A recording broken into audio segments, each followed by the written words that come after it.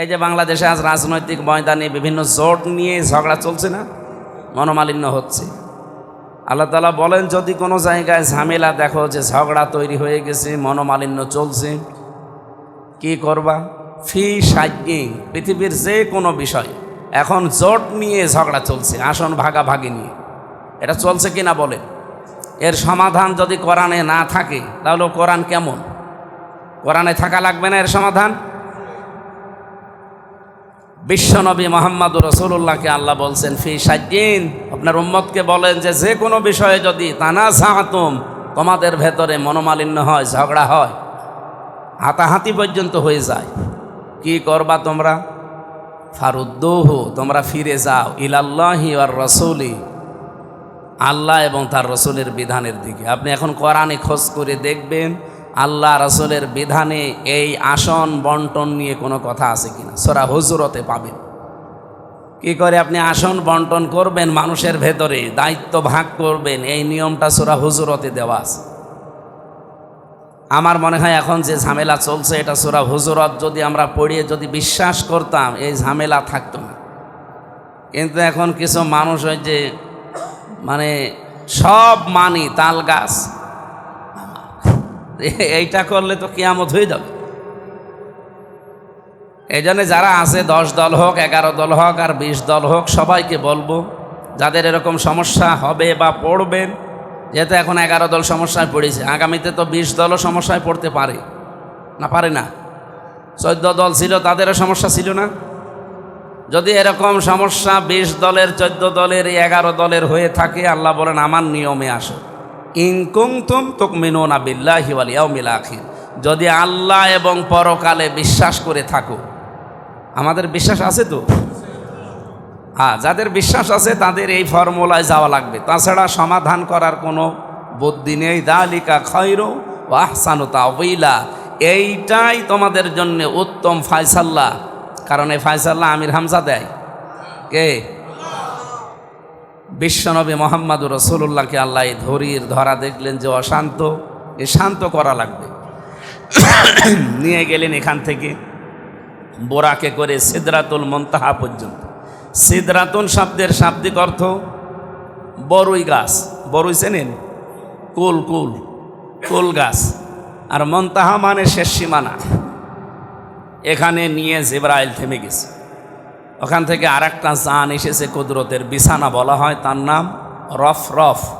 কোরআনে সূরা রহমানের ভেতরে আল্লাহ শব্দটা দিয়েছেন, মুত্তাকিইনা আলা রফরফিন খুদরি ওয়া আবকারিয়্যিন হিসান।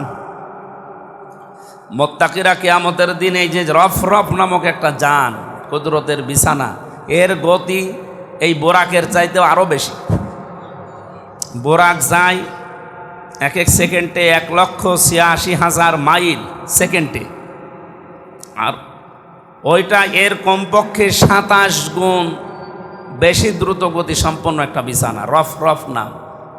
কিয়ামতের দিন আল্লাহ মানুষকে যখন জান্নাতে দেবে, জান্নাতি বান্দা বান্দি যারা মুত্তাকি তাদেরকে এই রফরফ নামক বিছানায় চড়িয়ে জান্নাত পর্যন্ত পৌঁছিয়ে দেবে। নবীজি একা ওঠেন নাই, আমরা উঠতে পারবো যদি আমাদের যোগ্যতা এরকম হয়। ওখান থেকে নিয়ে গেলেন আরশ মহল্লা, দেখলেন বিভিন্ন কুদরতের যত নিদর্শন, কোন পাপ করলে কি শাস্তি হচ্ছে এগুলো আল্লাহ তাকে দেখালেন। যে সুদ খেলে কি হয়, জেনা করলে কি হয়, গীবত করলে কি হয়, এগুলো দেখালেন। দেখিয়ে হাউজে কাউসার দেখালেন, জান্নাত জাহান্নাম যা ছিল সব দেখিয়ে লিনুরিয়াহু মিন আয়াতিনা, আল্লাহর সব নিদর্শনগুলো দেখিয়ে এবার বসালেন তার ল্যাবরেটরিতে, গবেষণাগার যেটাই বলেন। এখানে বসিয়ে মহান আল্লাহ তাকে 27 বছর হাতে কলমে শেখালেন যে পৃথিবী শান্ত করা লাগবে। অশান্ত হয়ে গেছে, মারামারি, হানাহানি, চোর ডাকাতি, জেনা, ব্যভিচার, মানুষের সম্পদ দখল করা, লুণ্ঠন করা চলছে। এটা বন্ধ করতে হলে 27টা বছর আপনাকে আমার কাছে, আমার গবেষণাগারে বসে 14টা জিনিস আমি আপনাকে শিখাবো। কয়টা? এটা সূরা বানী ইসরাইলের 23 থেকে 38। এই 14টা জিনিস তাকে শিখিয়ে বললেন, হে মুহাম্মদ সাল্লাল্লাহু আলাইহি ওয়াসাল্লাম, আপনি যান, এবার দুনিয়ার জীবনে চলে যান। আপনি এই 14টা বিষয় যদি অ্যাপ্লাই করতে পারেন, আমি আল্লাহ কথা দিচ্ছি দুনিয়াটা মিনি জান্নাত হয়ে যাবে। আমাদের এই বাংলাদেশ এখন যে অশান্ত, চুরি ডাকাতি, এমনকি মানুষের জীবনের কোনো নিরাপত্তা নেই। সেই এরশাদ চাচা বলেছিল না যে ঘরের ভেতরে থাকলে খুন হয়ে যাচ্ছি আর বাইরে গেলে গুম হয়ে যাচ্ছে, সে অবস্থা চলছে না? আমরাও তো এরকম আতঙ্কে আছি। আমরা এই আতঙ্কে আর থাকতে চাই না। আমার জমি দখল হয়ে যায়, আমার প্রতিষ্ঠান থেকে চাঁদাবাজি করে বিভিন্ন নামে। নাম দিয়েছে কি যে আপনি মসজিদে 5 লাখ টাকা দেন, মসজিদের নাম দিয়েছে, মাদ্রাসায় 10 লাখ টাকা দেন। নাম তো এতিমখানা, নাম মসজিদ মাদ্রাসা, কিন্তু টাকাগুলো ওখানে 2000 দিলে বাকি 98,000 টাকা আল্লাহর ওলিরা খেয়ে ফেলে। তো নিয়েছে কিসের নাম বলে দেখেছেন? এগুলো কুষ্টিয়ার বিভিন্ন জায়গায় চলছে না চলছে না? শুধু কুষ্টিয়ায় না, সারা দেশে অবস্থা একই। এগুলো যারা করছেন এটা বন্ধ হওয়ার জন্য এই রজব মাসের এই 26 তারিখে, আজকে রাতেই নবীকে আল্লাহ নিয়েছিলেন। এই রাতে আমাদের শিক্ষা নেওয়া দরকার আগামীর বাংলাদেশ এই 14টা কর্মসূচির আলোকে সাজানো। যারা সাজাতে চায় আমরা তাদের সাথে আছি, যারা সাজাতে চায় না তারা এই মসজিদে নামাজ পড়েই কি আর নামাজ না পড়েই কি। নবীজিকে আল্লাহ এবার 3টা জিনিস হাদিয়া দিলেন। কয়টা? 1 নম্বরে তাকে হাদিয়া দিয়েছিলেন 50 ওয়াক্ত নামাজ। মুসা নবীকে দেখা হয়েছিল 6ষ্ঠ আসমানে, বারবার তিনি ফেরত দিচ্ছিলেন। 9 বারে 5 নং 45 ওয়াক্ত তিনি কমিয়ে দিয়েছেন। পরবর্তীতে উনি বললেন যে আপনি আবার যান, দেখেন 2-1 ওয়াক্ত কমে কিনা। উনি বললেন যে আমার লজ্জা করছে। আল্লাহ রাব্বুল আলামিন তাকে ওই সময় জানিয়েছিলেন, সূরা কফের 29 নম্বর আয়াতে এটা আছে, মা ইউবাদদালুল কওলু লাদাইয়া ওয়া মা আনা বিযাল্লামিল লিল আবিদ। আমার সিদ্ধান্ত আমি পরিবর্তন করি না, আমি যা বলেছি একবার ওইটাই হবে। আমি তো বলেই দিয়েছি 50 ওয়াক্ত, কিন্তু আপনার কনসিডারের কারণে আমি কমিয়েছি, আমি কমাতাম না। আপনার কথাবার্তারা বারবার আপনি ফিরে আসেন, আপনার দিকে তাকিয়ে আমি কমিয়েছি, এই 5 ওয়াক্তে রাখলাম। আপনার উম্মতকে যে বলবেন যদি হক আদায় করে এই 5 ওয়াক্ত নামাজ তারা পড়তে পারে, আমি 50 ওয়াক্ত নামাজের সওয়াব দেব।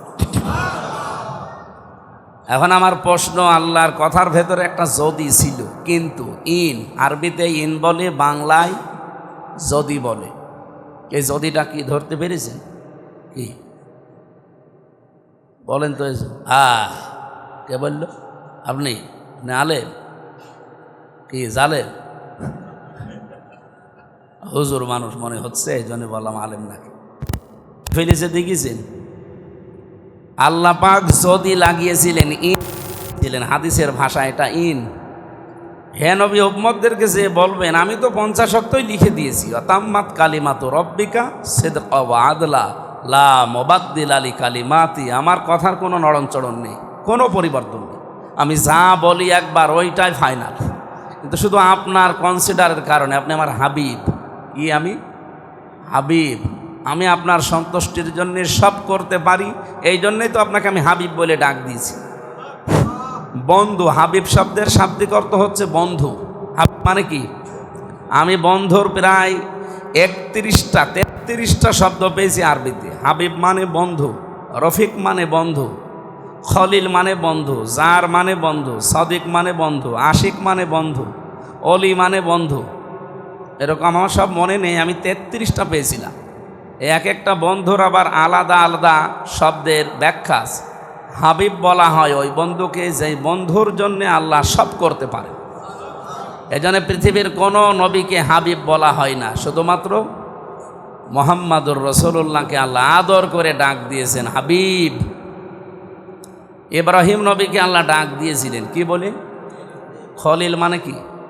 বন্ধু। খলিল কোন বন্ধু? ওনাকে হাবিবের মর্যাদায় নিয়ে আসতে পারবেন না। খলিল মানে ওই বন্ধু যেই বন্ধু আল্লাহর জন্য সব করতে পারে। ইব্রাহিম নবী তার জীবনে 50টা পরীক্ষা দিয়েছে, একটা পরীক্ষায়ও তিনি ফেল করেন। আল্লাহ যখন যে পরীক্ষা নিয়েছে প্রতিটি পরীক্ষায় 100 মার্ক নিয়ে তিনি পাশ করেছেন। এ কারণে তারকে আল্লাহ কি নাম দিয়েছেন?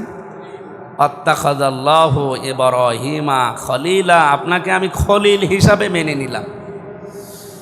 3 নম্বরে রফিক মানেও বন্ধু। এ কোন বন্ধু? এক বন্ধু বিপদে পড়েছে, আর এক বন্ধু জীবন দিয়ে হলেও তাকে বাঁচায়, এটার নাম হচ্ছে রফিক। কিন্তু যে বন্ধু বিপদে পড়েছে ওরে দেখলে ও পালায়, এটার নাম রফিক না। এই জন্য বন্ধুর প্রতিটা শব্দর আলাদা আলাদা ব্যাখ্যা 33টা করলে ভালো হতো, আমার কাছে নোট করা আছে। তা আমি এখান থেকে, যেহেতু আপনি হাবিব, আপনার জন্য আমি সব করেছি, সবই করব। এখন আপনাকে আমি বললাম, যদি আপনার উম্মতেরা, আবার বলছি কি জানো, যদি, আবার বলেন, আর একবার বলেন, যদি আপনার উম্মতেরা 5 ওয়াক্ত নামাজ হক আদায় করে পড়তে পারে, আমি গ্যারান্টি দিয়ে দিলাম 50 ওয়াক্ত নামাজের সওয়াব প্রতিদিন দেব। এখন প্রশ্নই তো এইটা যে আমার এই হক আদায় করে নামাজ পড়া, এটা আবার কি? নামাজ পড়লে আপনি মুসল্লি না, বিষয়টা এমন না। ফাওয়াইলুল লিল মুসাল্লিন আছে কোরআনে, ওই সমস্ত মুসল্লিরা ধ্বংস হয়ে যাক, ওদের জন্য আক্ষেপ, আফসোস, নামাজ পড়েও আল্লাহ বলেন ধ্বংস হয়ে যাক। কোন মুসল্লি তারা? আল্লাযীনা হুম আন সলাতিহিম সাহুন, যারা নামাজ পড়ে ঠিক, কিন্তু নামাজের ভেতরে সাহুন, সাহুন শব্দের অর্থ 4টা। কয়টা? এই 4টা বিষয় যদি নামাজের ভেতরে আপনার পাওয়া যায়, আপনার নামাজ হচ্ছে না। আমার এই বিষয়টা আলোচনা করা খুব দরকার ছিল, কিন্তু সময় তো আমার হাতে নেই। করব না শেষ করে দেব? আমার মনে হয় এখন আর টানা ঠিক হচ্ছে না। এই 4টা শর্ত, এরপরে আরও 2টা হাদিয়া বাকি আছে। এটা বলে মেনে নিতে পারবেন তো? হ্যাঁ, একটাই বলছি, 1, 2, 3 বাদ দিলাম, 4 নাম্বারটা বলছি, কারণ এটাই খুব বেশি দরকার এখন। আপনি যার পেছনে নামাজ পড়বেন, ওই লোকটা আপনার চাইতে কমপক্ষে ভালো হওয়া লাগবে। এই মসজিদের যিনি ইমাম আছে, এটা তো নাকি এইটা, এনার মাথা থেকে পা পর্যন্ত আমরা কিন্তু দেখে নিয়েছি। আপনার বাড়ি কোথায়? সাতক্ষীরা থেকে এসেছে, ইমামতি করছে, মাথা থেকে পা পর্যন্ত দেখে নিয়েছি। যদি দাড়ি কাটা থাকতো নিতাম? কুষ্টিয়ার মানুষ নিতেন বলেন? এমনকি খোঁজ খবরও আমরা নিয়েছি যে ওনার বউ পর্দায় থাকে কিনা। যদি শুনতাম যে ওনার বউ এনজিও চাকরি করে, বলতাম ও ইমামতি হবে না। বা ওনার বউ বেপর্দায় চলে, ওনারে আমরা ইমামতিতে নিতাম। কুষ্টিয়াবাসীর রেকর্ড হচ্ছে, কিন্তু এ শুধু সদর থানায় থাকবে না, এ সারা বাংলাদেশে চলে যাচ্ছে। সাতক্ষীরা থেকে আল্লাহরে বান্দা একজন আলেম মানুষ এসেছে, ওনার মাথা থেকে পা পর্যন্ত দেখে নিলাম, সুন্নতের পাবন্দি পুরাটা। এমনকি ওনার পরিবার পর্দায় থাকে কিনা এটাও দেখে নিলাম। আপনি এখন বলেন, এখন সকালবেলা ফজরের নামাজ পড়তে এসে যদি দেখেন যে উনি দাড়ি কেটে সফাং সফা নামাজ পড়বেন, কি বলবেন? হুজুর আপনি দাড়ি কাটলেন কেন? উনি যদি বলে, আরে বেটা তোরও তো দাড়ি নেই, তুই তো সকালবেলা সেভ করে এসেছিস, কি বলবে ওই দাড়ি কাটা মুসল্লি? হুজুর দাড়ি ছাড়া মুসল্লি হওয়া যায়, কিন্তু দাড়ি ছাড়া ইমাম হওয়া যাবে না। এই সিস্টেম আমাদের বাংলাদেশে আছে? নেই। কিছু কিছু এলাকায় আছে, কিন্তু আমাদের এই সমস্ত খুলনা, বরিশাল এই বিভাগগুলোতে নেই। দাড়ি কাটা মানুষ না, বিড়ি খাওয়া মানুষ যদি মসজিদ ঝাড় দেয়, তাও ঝাড় দিতে দেয় না। কিন্তু অনেক এলাকায় বাংলাদেশে আমি পেয়েছি, ওরা বিড়ি খেয়ে নামাজও পড়ায়। আপনি চট্টগ্রামে যান, সিলেটে যান, একজন আলেম পেয়েছিলাম, মৌলানা, আমার আগে বক্তব্য দেবে, বিড়ি খেয়ে ফেলে দিয়ে না হামাদু, কি গো ও কি খেয়ে গেল, অথচ বিশাল এক হুজুর, আমার কাছে ভাইরাল ছবি আছে। তো ওই এলাকার জন্য, চট্টগ্রাম আর সিলেটের জন্য বিড়ি সিগারেট এগুলোর মাসলা মাসাইল একটু আলাদা। কিন্তু আমাদের এই সমস্ত বিভাগে, বিশেষ করে রাজশাহী, এই খুলনা বিভাগের পরে বরিশাল, এইগুলো এলাকায় যদি কেউ ইমামতি করে, বিড়ি খাওয়া ইমাম না, মুয়াজ্জিন না, মুসল্লি হলেও তার সমস্যা আছে।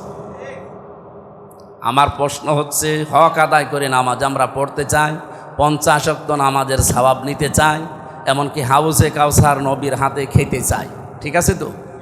তাহলে 1, 2, 3 কিন্তু আমি বলি নাই, ওগুলো আমরা সময় পেলে কোনো জায়গায় বলবো। তো 4 নাম্বারটা বললাম এই যে আমার চাইতে ওনার সুন্নতের পাবন্দি এবং সব দিক থেকে যোগ্যতা বেশি হওয়া লাগবে, তারপরে ওনার পেছনে আমার নামাজ হক আদায় করে হবে। এখন এটা শুধু খালি এই মসজিদের ভেতরেই শেষ। ওয়াজআলনা লিল মুত্তাকিনা ইমামা বলা হয় না?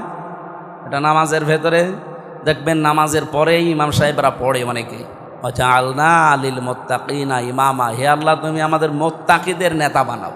কাদের নেতা? সুতরাং আমাদের উচিত আমাদের পরিবার, আমাদের সমাজ, আমাদের এই রাষ্ট্র যারা নেতৃত্ব দেবে তাদের চরিত্র যেন এই সাতক্ষীরা থেকে যিনি এসেছে এই ইমামের চাইতে 100 গুণ ভালো হয়। এরকম নেতাই তো সামনে আসতেছে অবশ্যই ইনশাআল্লাহ। যারা আসবে এই মানুষগুলো ইমামের চাইতে 100 গুণ ভালো হবে। এইরকম মানুষকে আপনার রায় দেবেন, এরকম মানুষকে আপনার সাক্ষী দেবেন, ভোট দেবেন, ইমামতি করার জন্য সামনে দিয়ে দেবেন। তাহলে ওই 50 ওয়াক্ত নামাজের সওয়াব আপনি পাবেন। আর যদি দেখেন যে না ওর চাইতে আরও 2 নাম্বার, এমনকি তার বউ পর্দায় থাকে না, এরকম মানুষকে দেওয়া যাবে? আশা করছি সামনে যে দেশ পরিচালনার দায়িত্বে যারা আসবে এই মানুষগুলোকে নামাজের এই 4 নাম্বার শিক্ষাটা আপনারা মুসল্লিরা অন্তত কাজে লাগান। অন্য যারা জানে না, না বুঝে করে তাদের বাদ দিলাম। নিজের বাসস্থান থেকে, বাড়ি থেকে কেউ যদি বাইরে যেতে চায় সফরের নিয়তে, যদি 48 মাইল বা 77 কিলোমিটার চলে যায়, তাহলে তার ফরজ নামাজ 4 রাকাত হলে 2 রাকাত পড়া লাগবে। আর 3 রাকাত যেটা আছে মাগরিবের নামাজ, ওটা 3 রাকাত পড়া লাগবে। এর ভেতরে আর একটা বিষয় অনেকে হয়তো জানি না, যেহেতু এখান থেকে আপনি যাবেন চট্টগ্রাম, ঢাকা এখান থেকে 250 কিলোমিটার, চট্টগ্রাম প্রায় 515 কিলোমিটার। এই যে বিশাল রাস্তা, যাওয়া আসা সফরে যেহেতু একটা ক্লান্তি আছে এবং খাওয়া দাওয়ার ঠিক থাকে না, সব মিলিয়ে আপনারা নামাজটাকে, ফজরের নামাজ তো আর কম বেশি নেই, ওটা তো 2 রাকাত। জোহর আর আসরের নামাজ 2 রাকাত করে 4 রাকাত পড়ে নেবে। এটা জোহরের রক্ত যখন শুরু হয়, এখন মনে হয় শুরু হচ্ছে 11:55 থেকে, এখান থেকে শুরু করে একেবারে আসরের নামাজের সময় সর্বশেষ এখন 5টা পর্যন্ত মনে হয়, 5টা 7 না 8 দেখলাম। এই যে বিশাল সময়, কত ঘন্টা হচ্ছে আপনি বলেন? আপনি সেই ফজরের সময় খালি 2 রাকাত ফরজ নামাজ পড়েছেন, আর বাকি একেবারে ওই বিকাল 5টা 10 পর্যন্ত, এই মাঝে আপনাকে আর নামাজ পড়া লাগছে না। মাঝখানে যে কোনো সময়, হয় জোহরের সময় না আসরের সময়, জোহরের 2 রাকাত ফরজ, আসরের 2 রাকাত ফরজ, 4 রাকাত পড়ে নিলে সারাদিন আর নামাজ নেই। নামাজের একটা যে ভার, একটা টেনশন, নামাজ একটা ভারী বস্তু না? আল্লাহ নিজে বলছে নামাজ একটা ভারী বস্তু। এটা কোরআনে কারিমে সূরা বাকারার ভেতরে আয়াতও আল্লাহ দিয়েছে, ওয়া ইন্নাহা লাকাবীরাতুন ইল্লা আলাল খাশিঈন। অবশ্যই নামাজ একটা বড় ভারী বস্তু, পিঠের ওপরে সবসময়, মাথার ওপরে চেপে থাকে, কিন্তু তাদের জন্যে ভার ভার মনে হয় না যে মানুষগুলো আল্লাহকে ভয় করে চলে। আর যারা ভয় করে না ওদের কাছে এটা একটা কঠিন বিষয়। যারা বেনামাজি ওরা মাঝে মাঝে আমাদের নিয়ে ভাবে যে 5 ওয়াক্ত নামাজে পড়ে কি করি। 5 ওয়াক্ত নিয়ে যদি আপনার এরকম মনে হয়, তো আমাদেরকে আল্লাহ নামাজ দিয়েছিল 50 ওয়াক্ত। কত? এটা যদি আল্লাহ না কমিয়ে ওইভাবেই রেখে দিত, কি মুসিবতে পড়তাম আমরা বলেন তো? কখন কাজ করতাম আর কখন সংসার করতাম। তাহলে আমরা সফরের নামাজের নিয়মটা জানলাম যে জোহর আর আসর একসাথে 2 4 রাকাত পড়ে নিলে আমার সারাদিনে আর নামাজের এই ভার, এই চিন্তা, টেনশন আর নেই। মাগরিব আর ঈশা, মাগরিবের 3 রাকাত, এশার 2 রাকাত, এই 5 রাকাত নামাজ যদি আপনি মাগরিবের পর থেকে রাত 12টা পর্যন্ত এর ভেতরে যে কোনো সময় পড়ে নিন, আপনার সারাদিন সারা রাতে আর নামাজ নেই। এই নিয়মটা যদি মানতে চান মানতে পারবেন। এটা একটা হাদিয়া আল্লাহর পক্ষ থেকে। সফরে থেকেও যদি মনে করেন না আমি একেবারে পুরা নামাজ পড়ব, আপনার নামাজ হবে না। ইচ্ছা করি, কারণ আল্লাহ আপনাকে হাদিয়া দিতে চেয়েছেন, আপনি পড়বেন না কেন? আমার কথা বুঝেছেন কিনা বলেন? সহজ করার জন্যে, যেহেতু ইসলাম কোনো কঠিন বিষয় না, সহজ করার জন্য ইসলাম এসেছে, আমরা সহজ করে দিলাম। বাকি আপনার এখন ইচ্ছা। দ্বিতীয় নম্বরে, একটা মানুষ যদি সর্বোচ্চ হাঁটতে আরম্ভ করে, আমরা যে নিয়ম নীতিগুলো পেয়েছি হাঁটার বিষয়ে, বিজ্ঞানের তথ্যটা বলছে আগে।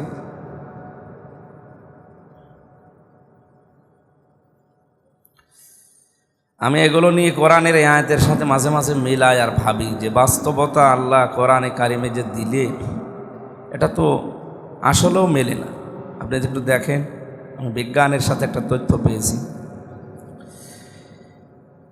একটা মানুষ যদি 30 দিন একাধারে হাঁটতে পারে তাহলে 480 কিলোমিটার সে হাঁটতে পারবে, 80 মাইল, 480 মাইল হাঁটতে পারবে। যদি এই লোকটা 1 বছর একাধারে হাঁটে 12 মাস, তাহলে 5760 মাইল হাঁটতে পারবে। যে লোকটা 100 বছর একাধারে হাঁটি তাহলে 5,76,000 মাইল সে হাঁটতে পারবে। কত বছর? 1 বছর। এখান থেকে আসমানের দূরত্ব কত বছরের রাস্তা বলেছে? 500 বছর। একটা মানুষ যদি 500 বছর একাধারে হাঁটতে চায়, সে সর্বোচ্চ হাঁটতে পারবে 28,80,000 মাইল। এই যে মেরাজের ঘটনা যে বিশ্বাস করতো না কাফেররা, কেন? এই বাস্তবতার দিকে তাকিয়ে, যে মোহাম্মদ নিজে জানিয়েছে যে প্রথম আসমানের দূরত্ব এখান থেকে 500 বছরের রাস্তা। এরকম আসমান আছে কয়টা? প্রত্যেকটা আসমানে মোটা বলে, পুরু বলে, পুরু বলে তো কি বলে? মোটা পুরু, ওটা আবার 500 বছরের রাস্তা। এরপরে আবার আরেকটা ফাঁকা জায়গা, এরপরে আবার আল্লাযী খালাকা সাবআ সামাওয়াতি তিবাকা, 7টা আল্লাহ থরে থরে সাজিয়ে রেখেছে। আপনি একটু হিসাব করে শুধু বলেন তো কত কিলোমিটার আপনাকে হাঁটা লাগবে? 28,80,000 কিলোমিটার বা মাইল, না কিলোমিটার বললে হবে না, মাইল বলা লাগবে। 500 বছরে যদি এই পরিমাণে হাঁটতে পারে তাহলে 7 দোকানই 14 হচ্ছে। এই যে বিশাল রাস্তা পরিভ্রমণ করতে কতগুলো সময় লাগতে পারে ক্যালকুলেটারে হিসাব করেন। ও ছাতা দেখা যাচ্ছে ক্যালকুলেটার নষ্ট হয়ে গেছে, এই হিসাবে ক্যালকুলেটার আর ধরবে না। এরপরে বিজ্ঞান পৃথিবী থেকে সব থেকে দূরের যে নক্ষত্র তারা এখন আবিষ্কার করেছে তার নাম হচ্ছে কুয়াশা। তাদের মতে কুয়াশার দূরত্ব পৃথিবী থেকে 1000 কোটি আলোকবর্ষ দূরে। আলোকবর্ষ বোঝেন আপনারা? আলোকবর্ষ মানে আলোর গতি হচ্ছে 25 সেকেন্ডে 1,86,000 মাইল। তাহলে প্রায় 3 লক্ষ কিলোমিটার। এই যে আলোর গতি যেটা বছরে এটা যেতে পারবে 3 লক্ষ কিলোমিটার। 1 সেকেন্ডে যদি 1,86,000 মাইল হয়, সুতরাং পৃথিবীবাসী যদি এমন কোনো যানবাহন তৈরি করতে সক্ষম হয় যার গতি সেকেন্ডে 1,86,000 মাইল, যেমন বিদ্যুৎ যেতে পারে।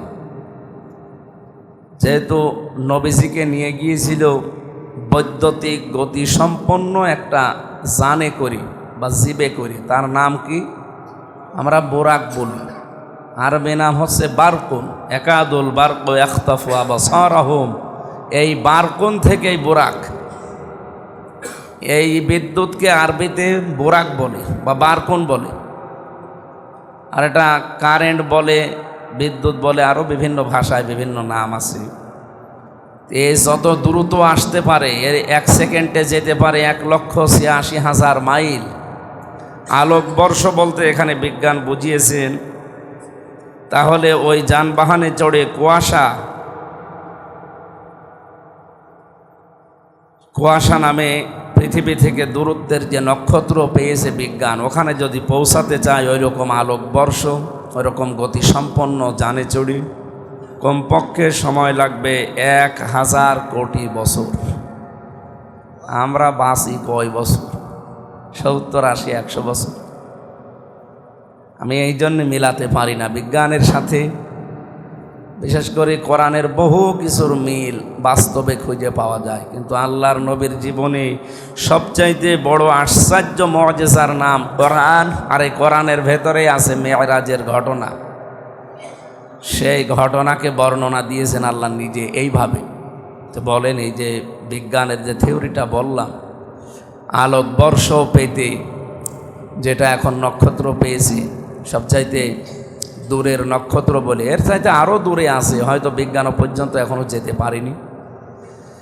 তা আমার মাথার ভেতরে যেহেতু ধরছে না, কিন্তু আমি বিশ্বাস করি মেরাজের যে ঘটনা, এটা আবু জেহেল বিশ্বাস করে নাই, কিন্তু আবু বকর বিশ্বাস করেছিল। কারণ কোরআনে কারিমে আছে। কোরআনে যদি না থাকতো এ ঘটনা আমি জীবনেও বিশ্বাস করতাম না, কারণ কোনো কিছুর সাথে মিল পাচ্ছি না। এত বছরের রাস্তা, আর আল কোরআন বলছে এটা মাত্র 27 বছরে নবীজি সব কিছু দেখে শুনে পার করে তারপরে চলে এসেছে। এ তো কিছুই একটার সাথে আর একটা মেলে না। কিন্তু কোরআনে আছে, আমার মেধায় ধরে আর ধরুক, এ মাথায় যদি নাও ধরে তাও বিশ্বাস করা লাগবে। আল্লাহ রসুলের কথা কোনো প্রশ্ন করা যাবে না। হয়তো আমার বুঝে আসতেছে না, কিন্তু আল্লাহ রসুলের পরে পৃথিবীতে কেউ যদি কোনো কথা বলে, সে যত বড় বিজ্ঞানী হোক, যত বড় নেতা হোক, লিডার হোক, এর কথা শুনতে হলে, মানতে হলে মাস্ট বি চিন্তা ভাবনা ছাড়া মানা যাবে না। আমি আবার বলছি, সূরা নিসার 59 নম্বর আয়াতে এই তথ্যটা আপনি পাবেন। রব্বুল আলামিন বলেন, ইয়া আইয়ুহাল্লাযীনা আমানু আতিউল্লাহা ওয়া আতিউর রাসূলা ওয়া উলিল আমরি মিনকুম। হে ইমানদারেরা, যারা আল্লাহ বলে একজন আছে এটা বিশ্বাস করো, তাদেরকে বলছি আমি আল্লাহর আনুগত্য করো, আমার বিধান মেনে নাও, আমার রসুলের আনুগত্য করো, তার বিধান মানো।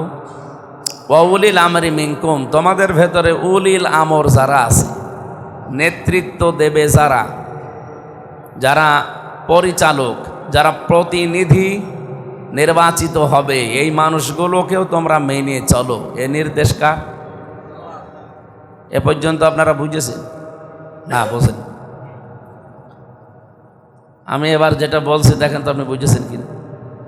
এই যে আতিউ যে শব্দটা, এটা ফেল, এটা কাজ, এটা ভার্ব, ক্রিয়া বলে। বিভিন্ন ভাষায় বিভিন্ন রকমের নাম আছে। আতিউ, আতিউ শব্দটার বাংলা অর্থ আনুগত্য করা, দেখে চলা, বিধান মানা। এটা আরবিতে আতিউ বলে, বাংলায় কি বলে? কাজ। বাংলায় কি? আপনি আরবিতে আরও বিভিন্ন নামে একে ডাকা হয়। ফেল বলে, বাংলায় ক্রিয়া বলে, ভার্ব বলে ইংরেজিতে। জিনিস সবই কি? সবাই বলেন। আমাদের শরীরের ভেতরে একটা জিনিস আছে, জিনিসের নাম এক, কিন্তু যেখানে যেখানে থাকে সেই জায়গার জন্য নাম আলাদা আলাদা হয়ে যায়। এই যে মাথায় যেটা আছে, এটার নাম আমরা কি বলি? চুল। বলেন বলেন। এই চুলটা যদি আর একটু নিচে যায় চোখের উপরে, এটার নাম কি? ভুরু। এটা কি চুলের বাইরে? কিন্তু আপনি যদি এই ভুরুকে কেউ খালি চুল বলে, যে দোকানে যে বলেন যে চুল কেটে দিন, আপনার ভুরু কাটবে না চুল কাটবে?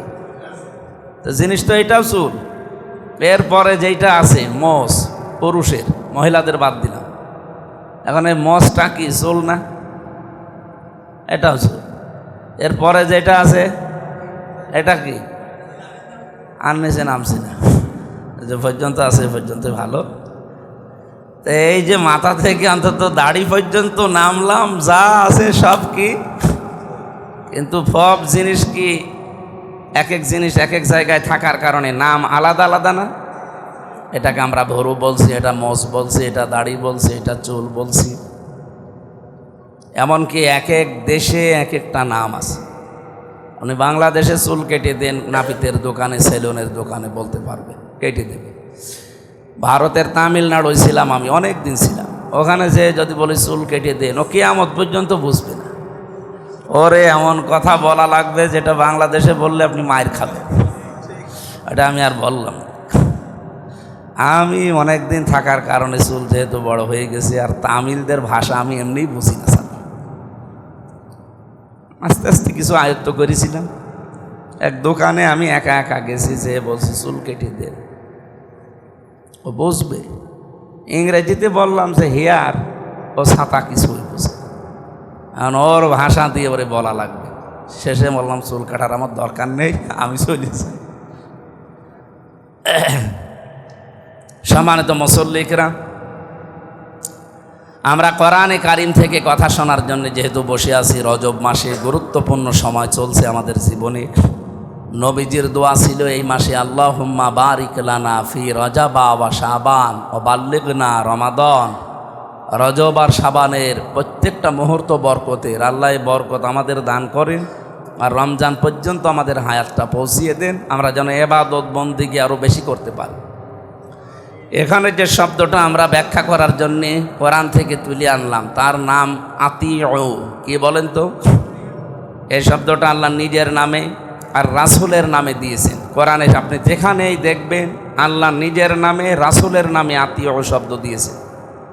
কিন্তু যেখানে আল্লাহ রসুলের পরে কোনো নাম আছে, যেমন এখানে আছে উলিল আমরি মিনকুম, এটার বাংলা অর্থ দায়িত্বশীল, নেতা, নেতৃত্ব যারা তোমাদেরকে দেবে আল্লাহ রসুলের পরে। যেহেতু রসুলুল্লাহ তো কিয়ামত পর্যন্ত থাকবে না, কিন্তু এই আয়াত কিয়ামত পর্যন্ত থাকবে না, নেতৃত্ব তো দেওয়া লাগবে পরবর্তীতে।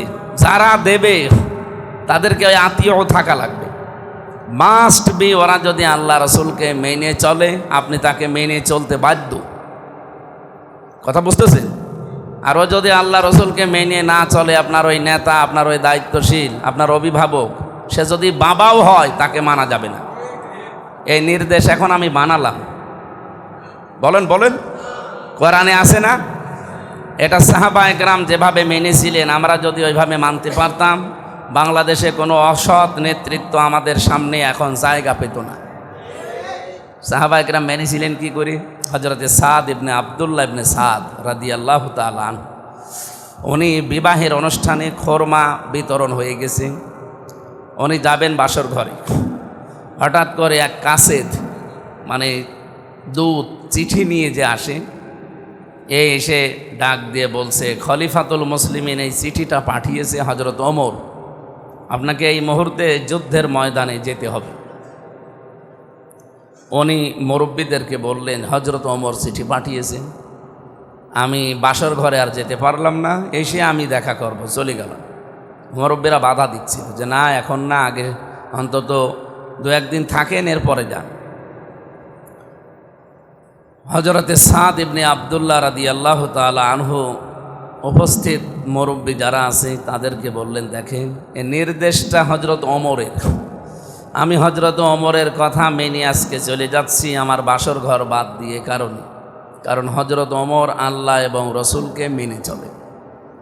উনি যদি আল্লাহ রসুলকে মেনে না চলতেন, আমি এই চিঠির জবাবও দিতাম না, বাসর ঘর রেখে আমি যেতাম না।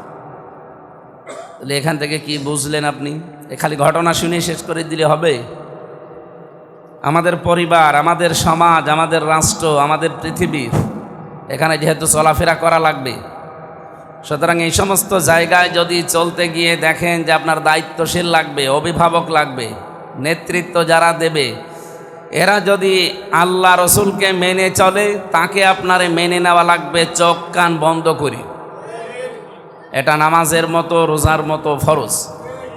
আর যদি সে আল্লাহ রসুলকে মেনে না চলে, ও যদি আমার আপন ভাইও হয়, আমার বাবাও হয়, ওকে আমি মানি না। আল্লাহ এতটুকু শেষ করেননি, ফাইন তানাযাতুম ফি শাইইন ফারুদ্দুহু ইলাল্লাহি ওয়ার রাসূলি ইন কুনতুম তুমিনুনা বিল্লাহি ওয়াল ইয়াউমিল আখির যালিকা খায়রু ওয়া আহসানু তা'ওয়িলা। রব্বুল আলামিন বলেন, যদি এরপরও তোমাদের ভেতরে মনোমালিন্য হয়, ঝগড়া হয়, কি হয়? এই যে বাংলাদেশে আজ রাজনৈতিক ময়দানে বিভিন্ন জোট নিয়ে ঝগড়া চলছে না, মনোমালিন্য হচ্ছে। আল্লাহ তাআলা বলেন, যদি কোনো জায়গায় ঝামেলা দেখো যে ঝগড়া তৈরি হয়ে গেছে, মনোমালিন্য চলছে, কি করবা? ফি শাইইন, পৃথিবীর যে কোনো বিষয়, এখন জোট নিয়ে ঝগড়া চলছে, আসন ভাগাভাগি নিয়ে, এটা চলছে কিনা বলেন? এর সমাধান যদি কোরআনে না থাকে, তাহলে কোরআন কেমন? কোরআনে থাকা লাগবে না এর সমাধান? বিশ্বনবী মুহাম্মদুর রাসূলুল্লাহকে আল্লাহ বলছেন, ফি শাইইন, আপনার উম্মতকে বলেন যে যে কোনো বিষয়ে যদি তানাযাতুম, তোমাদের ভেতরে মনোমালিন্য হয়, ঝগড়া হয়, হাতাহাতি পর্যন্ত হয়ে যায়, কি করবা তোমরা? ফারুদ্দুহু, তোমরা ফিরে যাও ইলাল্লাহি ওয়ার রাসূলি, আল্লাহ এবং তার রসুলের বিধানের দিকে। আপনি এখন কোরআনে খোঁজ করে দেখবেন আল্লাহ রসুলের বিধানে এই আসন বন্টন নিয়ে কোনো কথা আছে কিনা। সূরা হুজুরতে পাবেন। কি করে আপনি আসন বন্টন করবেন, মানুষের ভেতরে দায়িত্ব ভাগ করবেন, এই নিয়মটা সূরা হুজুরতে দেওয়া আছে। আমার মনে হয় এখন যে ঝামেলা চলছে এটা সূরা হুজুরত যদি আমরা পড়িয়ে যদি বিশ্বাস করতাম এই ঝামেলা থাকতো না। কিন্তু এখন কিছু মানুষ ওই যে মানে সব মানি তাল গাছ, এইটা করলে তো কিয়ামত হয়ে যাবে। এই জন্য যারা আছে 10 দল হোক, 11 দল হোক আর 20 দল হোক, সবাইকে বলবো যাদের এরকম সমস্যা হবে বা পড়বেন, যেহেতু এখন 11 দল সমস্যায় পড়েছে, আগামীতে তো 20 দলও সমস্যায় পড়তে পারে না, পারে না? 14 দল ছিল, তাদেরও সমস্যা ছিল না? যদি এরকম সমস্যা 20 দলের, 14 দলের, 11 দলের হয়ে থাকে, আল্লাহ বলেন আমার নিয়মে আসো। ইন কুনতুম তুমিনুনা বিল্লাহি ওয়াল ইয়াউমিল আখির, যদি আল্লাহ এবং পরকালে বিশ্বাস করে থাকো। আমাদের বিশ্বাস আছে তো? হ্যাঁ, যাদের বিশ্বাস আছে তাদের এই ফর্মুলায় যাওয়া লাগবে, তাছাড়া সমাধান করার কোনো বুদ্ধি নেই। যালিকা খায়রু ওয়া আহসানু তাওয়িলা, এইটাই তোমাদের জন্য উত্তম ফায়সালা। কারণ এই ফায়সালা আমির হামজা দেয় কে? বিশ্বনবী মোহাম্মদুর রাসূলুল্লাহকে আল্লাহ এই ধরা দেখলেন যে অশান্ত, এ শান্ত করা লাগবে। নিয়ে গেলেন এখান থেকে বোরাকে করে সিদরাতুল মুনতাহা পর্যন্ত। সিদরাতুন শব্দের শাব্দিক অর্থ বড়ই গাছ, বড়ই চেনেন? কুল কুল কুল গাছ, আর মুনতাহা মানে শেষ সীমানা। এখানে নিয়ে জিবরাইল থেমে গেছে। ওখান থেকে আরেকটা জান এসেছে, কুদরতের বিছানা বলা হয়, তার নাম রফরফ। কোরআনে সূরা রহমানের ভেতরে আল্লাহ শব্দটা দিয়েছেন, মুত্তাকিইনা আলা রফরফিন খুদরি ওয়া আবকারিয়্যিন হিসান। মুত্তাকিরা কিয়ামতের দিন এই যে রফরফ নামক একটা জান, কুদরতের বিছানা, এর গতি এই বোরাকের চাইতেও আরও বেশি। বোরাক যায় এক এক সেকেন্ডে 1,86,000 মাইল সেকেন্ডে, আর ওইটা এর কমপক্ষে 27 গুণ বেশি দ্রুত গতি সম্পন্ন একটা বিছানা, রফরফ নাম। কিয়ামতের দিন আল্লাহ মানুষকে যখন জান্নাতে দেবে, জান্নাতি বান্দা বান্দি যারা মুত্তাকি তাদেরকে এই রফরফ নামক বিছানায় চড়িয়ে জান্নাত পর্যন্ত পৌঁছিয়ে দেবে। নবীজি একা ওঠেন নাই, আমরা উঠতে পারবো যদি আমাদের যোগ্যতা এরকম হয়। ওখান থেকে নিয়ে গেলেন আরশ মহল্লা, দেখলেন বিভিন্ন কুদরতের যত নিদর্শন, কোন পাপ করলে কি শাস্তি হচ্ছে এগুলো আল্লাহ তাকে দেখালেন। যে সুদ খেলে কি হয়, জেনা করলে কি হয়, গীবত করলে কি হয়, এগুলো দেখালেন। দেখিয়ে হাউজে কাউসার দেখালেন, জান্নাত জাহান্নাম যা ছিল সব দেখিয়ে লিনুরিয়াহু মিন আয়াতিনা, আল্লাহর সব নিদর্শনগুলো দেখিয়ে এবার বসালেন তার ল্যাবরেটরিতে, গবেষণাগার যেটাই বলেন।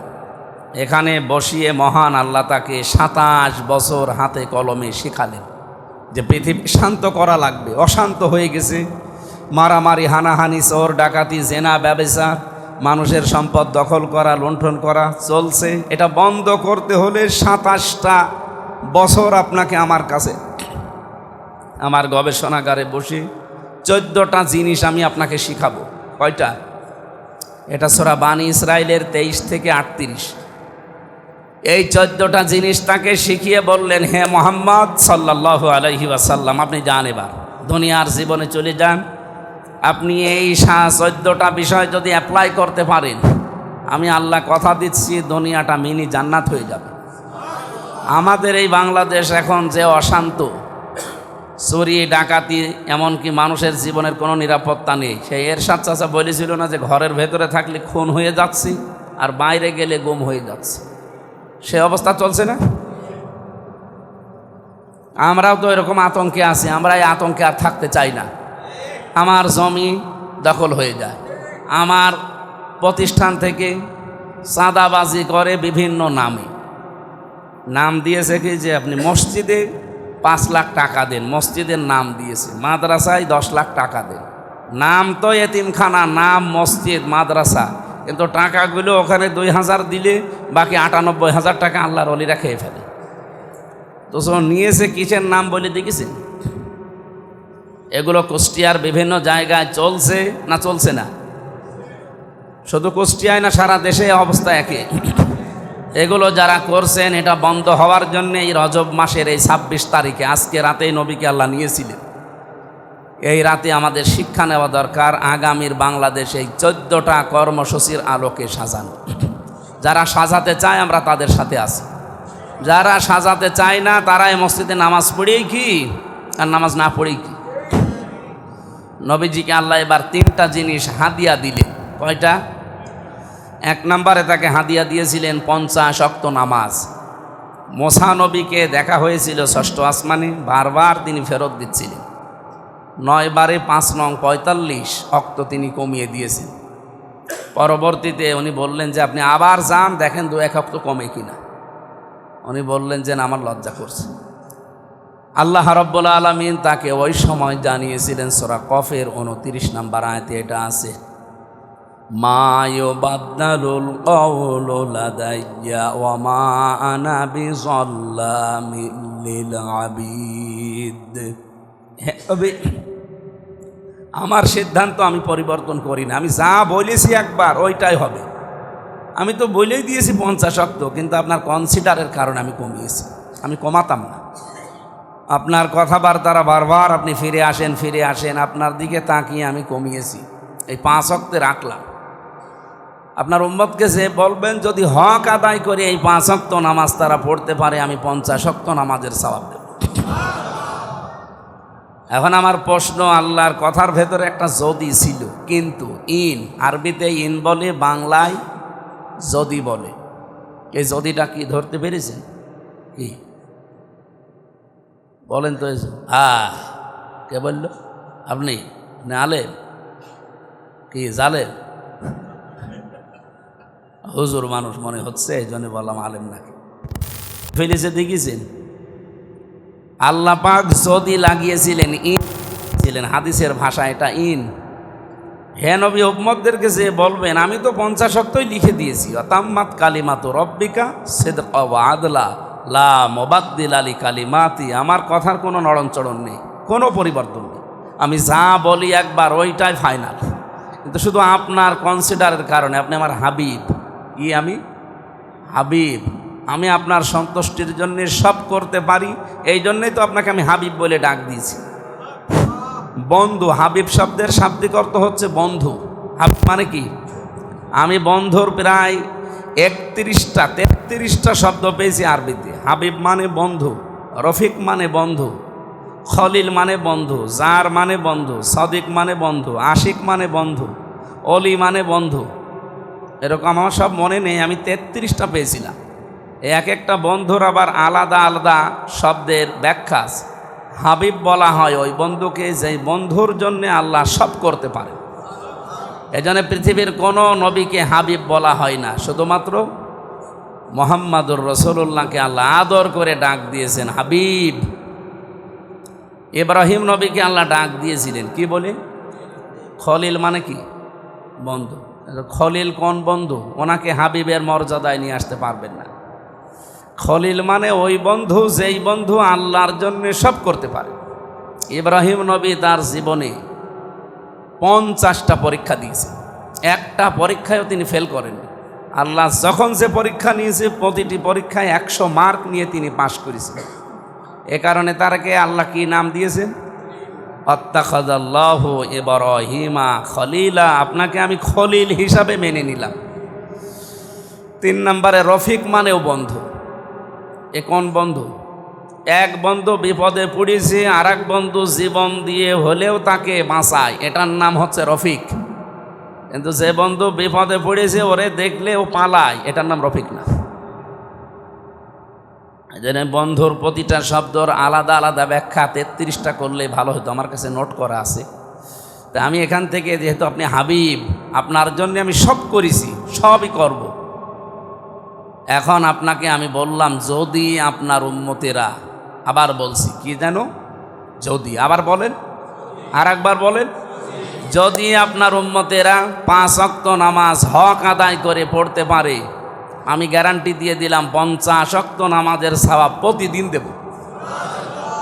এখন প্রশ্নই তো এইটা যে আমার এই হক আদায় করে নামাজ পড়া, এটা আবার কি? নামাজ পড়লে আপনি মুসল্লি না, বিষয়টা এমন না। ফাওয়াইলুল লিল মুসাল্লিন আছে কোরআনে। ওই সমস্ত মুসল্লিরা ধ্বংস হয়ে যাক, ওদের জন্য আক্ষেপ আফসোস, নামাজ পড়েও আল্লাহ বলেন ধ্বংস হয়ে যাক। কোন মুসল্লি তারা? আল্লাযীনা হুম আন সলাতিহিম সাহুন, যারা নামাজ পড়ে ঠিক কিন্তু নামাজের ভেতরে সাহুন। সাহুন শব্দের অর্থ 4টা। কয়টা? এই 4টা বিষয় যদি নামাজের ভেতরে আপনার পাওয়া যায়, আপনার নামাজ হচ্ছে না। আমার এই বিষয়টা আলোচনা করা খুব দরকার ছিল, কিন্তু সময় তো আমার হাতে নেই। করব না শেষ করে দেব? আমার মনে হয় এখন আর টানা ঠিক হচ্ছে না। এই 4টা শর্ত, এরপরে আরও 2টা হাদিয়া বাকি আছে। এটা বলে মেনে নিতে পারবেন তো? হ্যাঁ, একটাই বলছি, 1 2 3 বাদ দিলাম, 4 নাম্বারটা বলছি, কারণ এটাই খুব বেশি দরকার এখন। আপনি যার পেছনে নামাজ পড়বেন ওই লোকটা আপনার চাইতে কমপক্ষে ভালো হওয়া লাগবে। এই মসজিদের যিনি ইমাম আছে, এটা তো নাকি এইটা, এনার মাথা থেকে পা পর্যন্ত আমরা কিন্তু দেখে নিয়েছি। আপনার বাড়ি কোথায়? সাতক্ষীরা থেকে এসেছে, ইমামতি করছে। মাথা থেকে পা পর্যন্ত দেখে নিয়েছি। যদি দাড়ি কাটা থাকতো নিতাম? কুষ্টিয়ার মানুষ নিতেন বলেন? এমনকি খোঁজ খবরও আমরা নিয়েছি যে ওনার বউ পর্দায় থাকে কিনা। যদি শুনতাম যে ওনার বউ এনজিও চাকরি করে, বলতাম ও ইমামতি হবে না। বা ওনার বউ বেপর্দায় চলে, ওনারে আমরা ইমামতিতে নিতাম। কুষ্টিয়াবাসীর রেকর্ড হচ্ছে, কিন্তু এ শুধু সদর থানায় থাকবে না, এ সারা বাংলাদেশে চলে যাচ্ছে। সাতক্ষীরা থেকে আল্লাহরে বান্দা একজন আলেম মানুষ এসেছে, ওনার মাথা থেকে পা পর্যন্ত দেখে নিলাম, সুন্নতের পাবন্দি পুরাটা। এমনকি ওনার পরিবার পর্দায় থাকে কিনা এটাও দেখে নিলাম। আপনি এখন বলেন, এখন সকালবেলা ফজরের নামাজ পড়তে এসে যদি দেখেন যে উনি দাড়ি কেটে সফাং সফা নামাজ পড়বেন, কি বলবেন?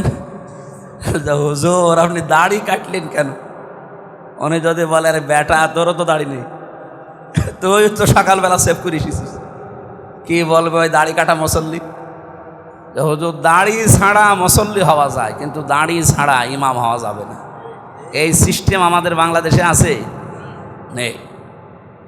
কিছু কিছু এলাকায় আছে, কিন্তু আমাদের এই সমস্ত খুলনা বরিশাল এই বিভাগগুলোতে নেই। দাড়ি কাটা মানুষ না, বিড়ি খাওয়া মানুষ যদি মসজিদ ঝাড় দেয় তাও ঝাড় দিতে দেয় না।